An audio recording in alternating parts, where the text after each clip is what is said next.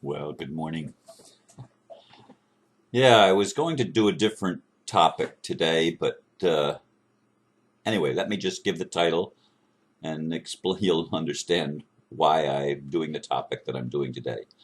The title is Everything is a Rich Man's Trick.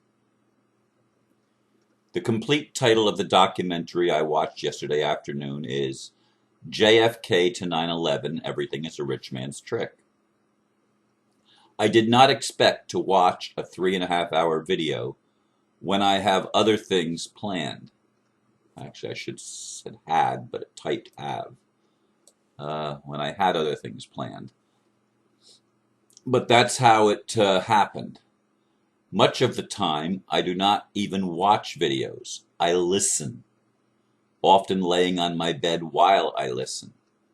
This was a rare exception. I actually watched it. It confirmed things I already knew, simply providing more detail about why the world is the way it is. Some of the facts presented I questioned a bit, though I did not question the overall theme of the movie. Ever since the criminal cabal killed JFK in 1963, they have been in control of the United States government and have been committing crimes against humanity around the world. This is not a conspiracy. It is the reason everything seems so insane. The inmates are running the asylum, the prison planet called Earth. And I provided the link for those of you that would like to watch the video for yourself. As I said, even my own videos, I don't usually watch them. I simply listen. Now, it may be playing on the computer on my laptop, and I'm working on my desktop, answering emails as I listen. I often do multitasking. I'm doing more than one thing at the same time. And I often choose to get away from the computer when I can. Like if Michael Tsarian is giving one of his lectures and stuff, I'm not looking at his images, or David Icke or anybody else. I'm usually laying on my bed where I can get my eyes rested and just listen to what's being said. And I do that also with meditation music and other things. I don't look at the images. The images are secondary, which is why I don't like videos that you're supposed to read and it just scrolls the text. I absolutely despise that. If you can put the text up there, you can read it. And I can listen and I don't have to have my eyes activated watching a screen. Anyway, the movie was very, very good. Now, I found it interesting that some probably uh, plant, some shrill, some troll named Dennis Wise commented on the movie. I've got it right on the other screen here. He said about the movie, "This is bullshit. Hitler kicked out the bankers, banned usury, and rebuilt Germany. He cleared out the decadence in Berlin and shut down Freemasonry across Europe. That is undeniable." Now, this guy, I don't know where he gets his facts from, but he's from my perception of what I believe reality to be, he's undeniably lying.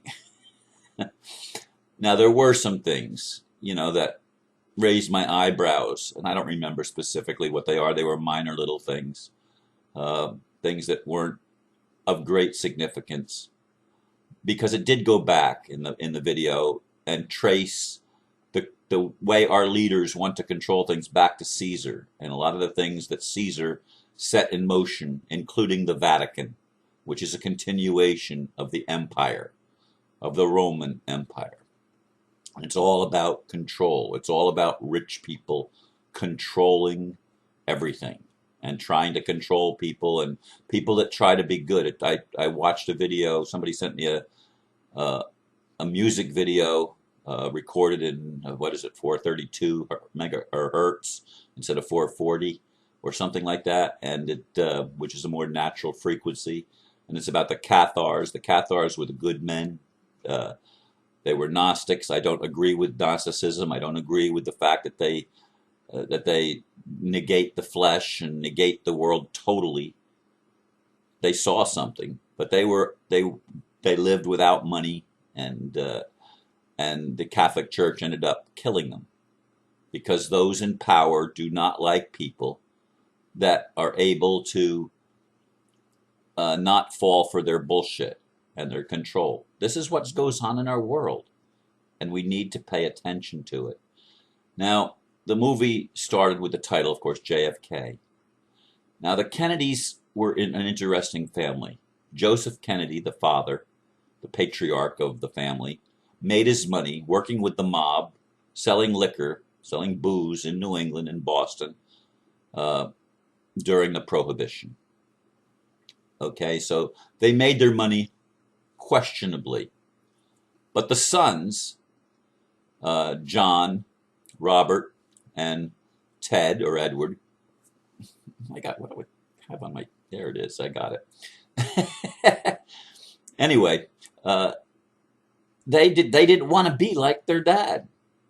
And, you know, because they grew up wealthy, having made all that money in Prohibition and working with the crime syndicate, they went on the opposite direction. And some of you people that think, well, the Rothschilds, they're bad. Well, some of the younger Rothschilds actually want to do the right thing. I mean, from some of the things that I've heard, they don't want to commit the sins of the father, even if they've been programmed to carry on the tradition. They see through it. And so maybe God is blessing us in a way by not allowing, by bringing children into the world, that when they grow up to be adults, they want to break the chain and the traditions of their parents, which were evil traditions.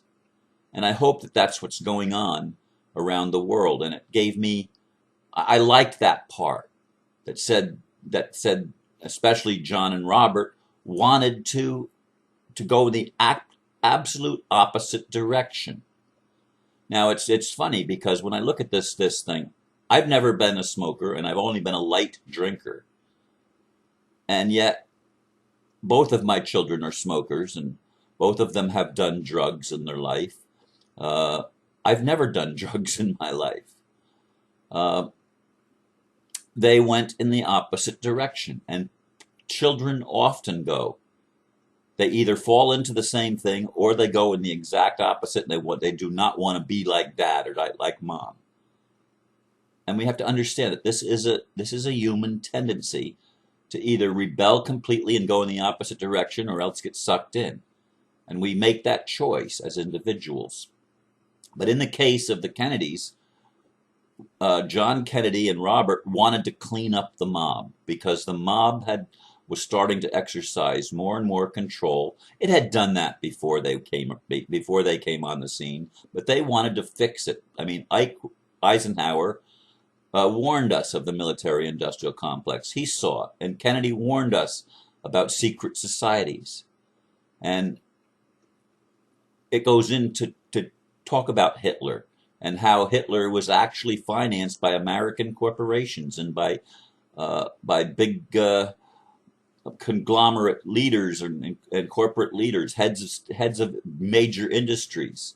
How even Coca-Cola was involved, and IBM and other major U.S. corporations created Hitler. I mean, they put him in power, and they created that whole scenario of World War II and of the things that happened leading up to World War II, just as they had done in World War I. I mean, these people have been playing this game. The rich man's trick is to always finance that which creates conflict. Divide and conquer is the motto of all emperors, of all rulers, of all dictators.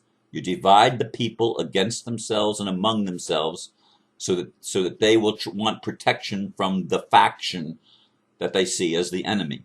Because creation of an enemy is the essential thing to the domination and control system that we have seen operating on this world all of our lives And going back into history, it's always been that way for as long as any of our great great great great great grandparents could even remember. I mean, this goes back a long time, but it has reached a crescendo in the generation that we're living now. Now, probably there were other generations that thought it had reached a crescendo in their generation. Perhaps even going back into the Middle Ages, people thought that the world was terrible, and it must be this. It can't get any worse than this. And I imagine humans have thought that for a long time. In every generation, there have been people that have thought that, and then there have been other people that have gone along with it and taken advantage of the system and learned how to play the game and learn how to do the tricks. And as I said in the blurb, did I say that in the blurb? I don't even remember what I. But they have infiltrated. Actually, I think I don't have it in the blurb, maybe, but they've infiltrated our religions because they pit even religions against each other. And some would suggest even that they created the religions in the first place. They created them. And they create the factions within the religions, the sects within the religions. This is the game. The game, folks, is they want to harvest our energy. They want to take our energy and use it for their advantage, and they want to push us down and keep us down. That was plain in the movie. They don't want to have everybody prosper, because then they won't be special. And this is the attitude of so many in our society still. People that are envious of those in power and want to be in that position themselves. And so you're feeding your own psychopath. I mean, I've seen it in Swiss Indo, where people just simply wanted to be the one that controlled the information. And this is a psychopathic tendency. This is a very, very dangerous thing. And it exists within all of us to some degree or another. And we need to recognize it. We need to heal that wound that's within us. Because if we don't, we're going to continue to manifest in our lives the very things that we don't want. Why? Why is that true? Because our shadow, the part of us that needs healing, the part of us that's hurting, is going to keep drawing our attention any way it knows how. Any way it knows how. And we don't want to hear, we don't want to listen. We don't want to listen to that part of ourself, or that part that is represented in our culture. We don't want to listen to those that are trying to tell us the truth about what's going on, and that see the tendency that is destructive and is hurtful and creates pain and suffering on purpose. It's not an accident. It's not nature. They try, in our current world, to control the weather, to control nature, to control things that cause suffering. They want to be able to be the one in charge. And they don't believe in freedom. Freedom is just a catchword that they use to try to entice people. It's what they bait their hook with, and then they hook you in to wanting to be like them, rich. But it's a rich man's trick, because money is not the value. People are the value. But if they can harvest our energy by getting us to our attention diverted to fighting each other and to fighting things that don't really matter, and working till we don't have time to educate ourselves, that we don't have time to have fun. I'm guilty of that. I don't have time most of the time to have fun. I don't have time. Now, could I take time? Well, if I was in a relationship, you're damn right I would take time, but I'm not in a relationship. I'm by myself. I don't have anybody that I have. A relationship now, I'm talking about a romantic interest. Somebody that I want to be with romantically. I don't think I wonder if that's ever going to happen in my life. I don't think so.